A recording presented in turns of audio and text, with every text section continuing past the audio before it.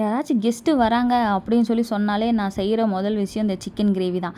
சரி இன்றைக்கி வந்து நம்ம தேங்காய் பால் சாப்பாடும் இதில் செஞ்சிடலாம். தேங்காய் பால் சாப்பாடு, ஒயிட் ரைஸு, சிக்கன் கிரேவி, ரசம் அப்படி சொல்லி செஞ்சிடலாம் அப்படின்னு சொல்லி தான் செய்ய ஆரம்பித்தேன். பார்த்தா கெஸ்ட்டோடு சேர்ந்து எங்கள் அப்பாவும் வரேன்னு சொல்லி கால் பண்ணாங்க. சரி அப்பாவுக்கு பிடிச்ச மாதிரி காரசாரமாக செஞ்சிடலாம். சிக்கன்லாம் வந்து அப்பாவுக்கு காரமாக இல்லைன்னா பிடிக்காது. அதனால் எப்போவும் போடுற மிளகாவை விட அதிகமாக போட்டுட்டேன்.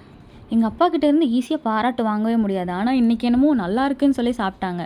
எனக்கே ஆச்சரியமாக இருந்துச்சு. நம்ம அப்பாவா இதெல்லாம் சொன்னது அப்படின்னு இருந்துச்சு. எங்கள் மாமாவும் நல்லா இருக்குன்னு சொன்னாங்க.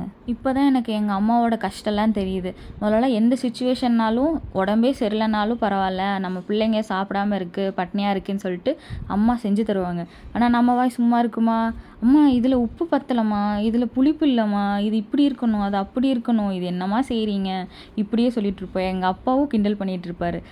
ஆனால் இப்போ நமக்கு அந்த கிண்டல் கேலியெல்லாம் திரும்பும்போது தான் நமக்கு அதோட கஷ்டம் தெரியும்.